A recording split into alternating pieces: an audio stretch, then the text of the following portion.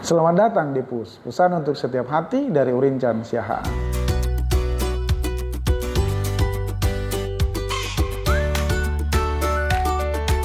Salam PUS, belajar dari sesuatu membuat kita cerdas. Hari ini kita akan membahas fenomena gaya hidup masa kini yang sering membuat kita terjebak dalam keinginan untuk membeli sesuatu yang sebenarnya kita tidak butuhkan.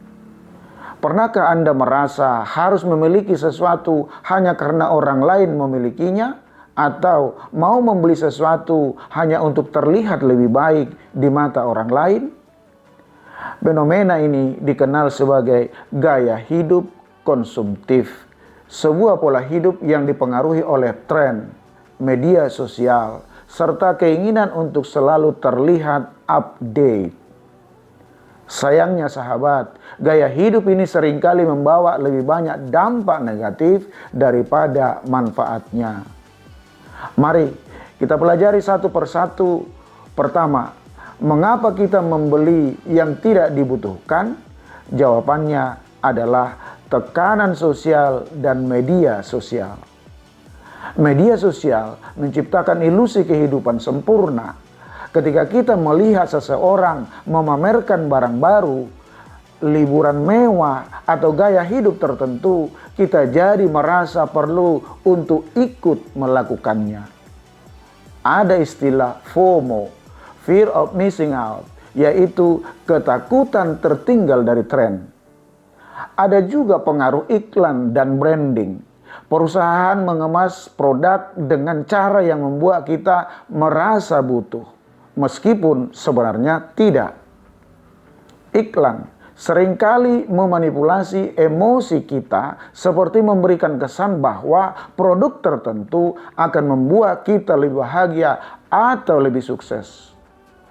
Membeli sesuatu memang bisa memberi kepuasan instan, tapi setelah beberapa saat kepuasan itu memudar dan kita kembali merasa kosong. Dikenal dengan kepuasan sesaat, impulse buying. Apa dampak negatif gaya hidup konsumtif? Salah satu jawabannya adalah keuangan menjadi tidak stabil. Membeli yang tidak dibutuhkan seringkali membuat kita menghabiskan uang secara tidak bijaksana. Akibatnya, banyak orang terjebak dalam utang atau kesulitan keuangan, stres, dan tekanan psikologis. Ketika kita merasa harus terus-menerus mengikuti tren, itu akan menciptakan tekanan yang besar. Kita merasa jadi tidak pernah cukup, bahkan setelah membeli banyak barang. Dampak lain adalah kerusakan lingkungan.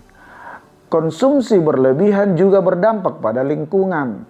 Banyak barang yang kita beli berakhir menjadi limbah dan itu memperburuk masalah polusi pada alam kita. Sekarang, bagaimana solusi dan motivasi untuk hidup lebih sadar? Jawabannya yaitu mengenali kebutuhan versus keinginan. Sebelum membeli sesuatu, tanyakan dulu pada diri sendiri, apakah saya benar-benar butuh ini atau hanya ingin karena orang lain memilikinya? Jadi saran PUS, sahabat, lakukanlah beberapa hal berikut ini. Yang pertama, praktik minimalisme. Minimalisme bukan berarti hidup tanpa barang, tapi memilih hanya untuk memiliki yang benar-benar penting. Dengan demikian, kita bisa fokus pada hal-hal yang benar-benar membawa kebahagiaan dalam hidup kita. Yang kedua, belajarlah menghargai semua yang sudah kita miliki saat ini. Rasa syukur adalah kunci. Ketika kita menghargai apa yang sudah kita miliki, maka keinginan untuk terus membeli akan berkurang. Yang ketiga, investasi dalam pengalaman bukan barang.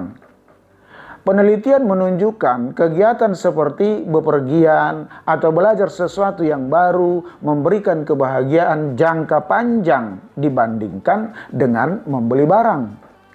Yang keempat, manajelah keuangan kita dengan bijak. Buatlah anggaran belanja dan patuhilah itu. Sisihkan uang untuk yang benar-benar menjadi kebutuhan, menabung dan berinvestasi. Fenomena gaya hidup konsumtif adalah tantangan zaman modern. Tapi kita bisa mengatasinya dengan kesadaran, kontrol diri, dan fokus pada apa yang benar-benar penting dalam hidup kita. Ingat sahabat, kebahagiaan sejati tidak datang dari apa yang kita miliki, tapi dari siapa kita dan bagaimana kita menjalani hidup ini. Jangan biarkan tren atau tekanan sosial mengendalikan hidup kita. Jadilah bijak dan hiduplah dalam penataan hidup yang berdampak bagi diri sendiri dan orang lain. Pesan untuk setiap hati hari ini, keinginan pasti ada, tapi jangan biarkan itu mengontrol hidup kita agar hidup kita bahagia. Terima kasih sudah menyaksikan Push hari ini. Jangan lupa untuk like, subscribe, komen, dan share konten ini kepada semua hati lainnya. Dan juga dapat follow saya di Facebook, Urincan Siahaan. Sampai ketemu di episode Push berikutnya. Push, pesan untuk setiap hati dari Urincan Siahaan.